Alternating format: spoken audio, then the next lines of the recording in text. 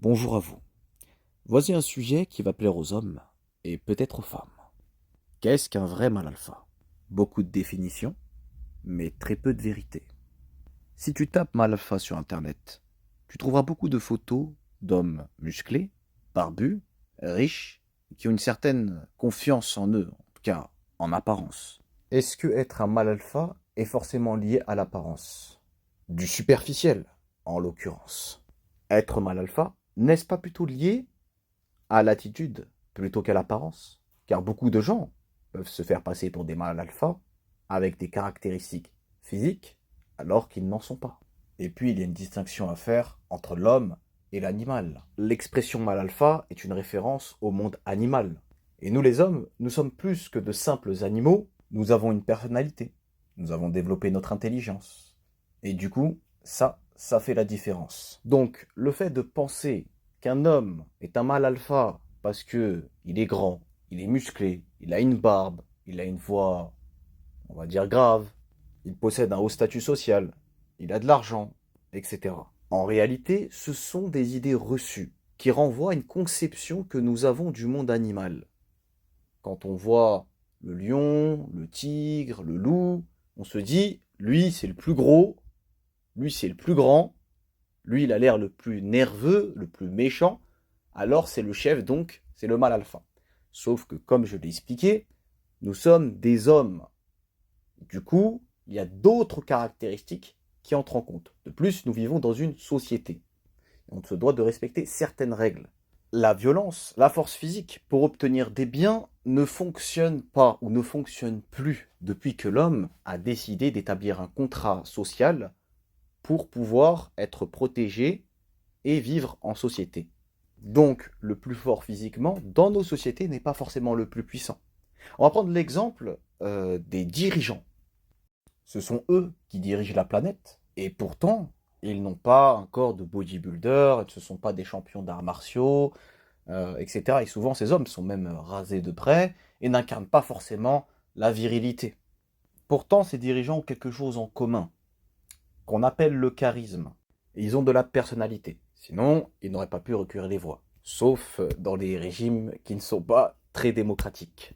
Ce qui est mis en valeur dans nos sociétés pour atteindre le pouvoir ou une haute position sociale dans la société, n'est-ce pas l'intelligence?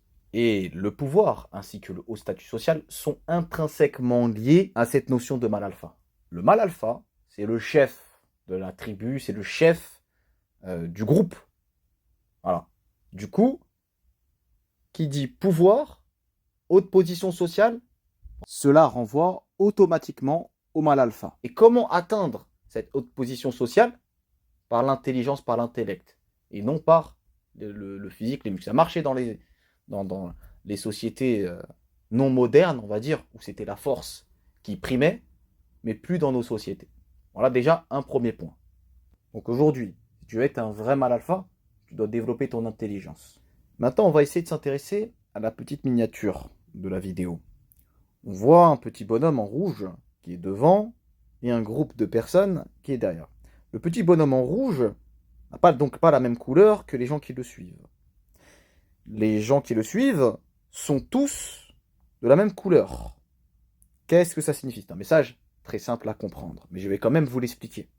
Le personnage qui est en rouge et qui est devant a une couleur différente des gens qui le suivent pour symboliser qu'il est différent et que par sa différence, il a réussi à devenir un leader et donc un mâle alpha. Parce que ce sont que les mâles alpha qui arriveront à devenir des leaders. Et quant au groupe qui est derrière et qui suit le mâle alpha, on remarque qu'ils ont donc la même couleur. La même couleur représente en réalité la façon, la manière de penser. Les gens qui sont derrière ont la même manière de penser, le même mode de pensée, les mêmes idées, et donc se ressemblent. C'est pour cela qu'ils ont la même couleur. Donc qu'est-ce que cela représente? Les gens qui sont derrière ne sont pas des mâles alpha. Ils sont des gens lambda, qu'on appelle mâle bêta. Donc un mâle bêta, c'est quelqu'un qui n'est pas capable de penser par lui-même, d'être différent, et suit les mouvements créés par les mâles alpha, donc les leaders. Un mâle alpha ne suit pas les courants émis par la société. C'est lui qui crée les courants. C'est lui qui a ses propres idées. Le mâle bêta, c'est quelqu'un qui est conformiste. C'est une personne qui a besoin de suivre ce que la société lui dit de faire. Si par exemple il y a une mode sur les cheveux, la mode c'est de se teindre les cheveux en blond, il va se teindre les cheveux en blond. S'il y a une mode sur la barbe, il va porter la barbe. S'il y a une mode sur la musculation, de pratiquer la musculation, il va pratiquer la musculation.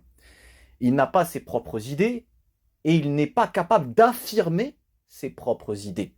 C'est ça qui fait la différence, une différence cruciale entre le mâle alpha et le mâle bêta. Le mâle alpha n'a pas honte, n'a pas peur, il affirme ce qu'il pense, il crée des mouvements, il ne suit pas.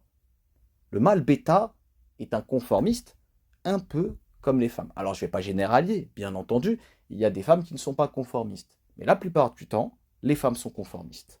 Mais ça, ce sera l'objet d'une autre vidéo où j'expliquerai pourquoi la femme est conformiste. Donc le mâle bêta qui est conformiste ressemble aux femmes qui sont, comme je vous l'ai dit, en majorité conformistes. Donc tu possèdes une caractéristique des femmes si tu es un conformiste. Et ça, c'est pas très attirant pour les femmes. Mais il existe un paradoxe. Mais je ne peux pas l'expliquer en détail, car ce sera l'objet d'une autre vidéo. Mais pour vous résumer un peu la chose, la plupart des femmes ne recherchent pas un vrai mâle alpha. Elles vont rechercher alors un mâle alpha, mais dans l'apparence. Et ce mâle alpha, moi je les appelle les fake alpha, donc ceux qui sont que dans l'apparence, il faut qu'ils soient conformistes. Car malheureusement, le non-conformisme est très mal vu par les femmes.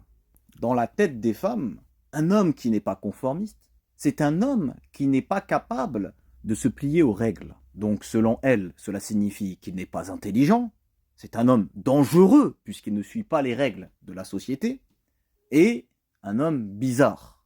Et il est très important pour une fille de pouvoir présenter son petit ami à ses copines, surtout pour pouvoir se vanter. Et si l'homme en question ne suit pas les règles de la société, les modes, etc., il sera très mal vu par les copines, et du coup, elles ne pourront pas se vanter devant leurs copines. Du coup, c'est pour ces raisons que la plupart des filles n'aiment pas les anticonformistes. Et ça, il y a des hommes qui l'ont compris. Donc, il y a des hommes, ils vont se dire, mais attends, les femmes, elles t'aiment petite d'homme, voilà, il y a telle mode, il y a telle mode, il y a telle mode. Donc moi, je veux plaire aux femmes. Alors qu'est-ce qu'il va faire? Il va enterrer son côté alpha, et il va se plier aux règles de la société pour pouvoir se trouver une petite amie. Donc pour résumer, ce que veut une jeune fille, en tout cas aujourd'hui, c'est un fake alpha. Un alpha en apparence. Certains hommes l'ont compris et ont décidé de mettre de côté le côté alpha, le côté anticonformiste, et de suivre ce que la société nous dit d'être. Mais le véritable alpha n'est pas comme ça. Le véritable alpha, il tape du poing. Il dit, je suis pas d'accord. Je pense comme ça et pas autrement. Il y en a un qui n'est pas d'accord, on règle tout de suite le problème. Après, vous allez me dire, ouais, mais t'as vu, il y a des mecs, c'est des alphas, ils suivent pas, etc. Oui, alors c'est accepter de ne pas suivre, en fait, c'est une prise de risque.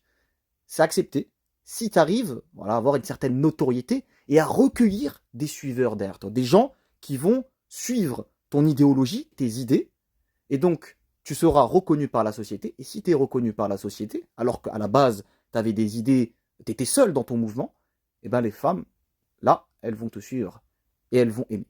Donc, pour finir, pour conclure, parce que ça fait presque 10 minutes, si tu veux être un mâle alpha, tu ne dois surtout pas être un suiveur, ni un conformiste. Je sais que c'est difficile.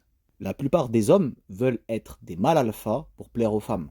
En réalité, on t'a menti. Un vrai mâle alpha ne cherche pas à plaire aux femmes. Pour lui, le plus important, ce sont ses idées, c'est sa manière de penser. Peu importe ce qu'on pense de lui. Alors que le fake alpha se donne des airs d'alpha pour plaire aux femmes. Alors qu'en réalité, ce n'est qu'un conformiste. Tout simplement. Voilà, j'ai terminé avec cette vidéo, j'espère qu'elle vous aura plu. Et je vous dis à la prochaine.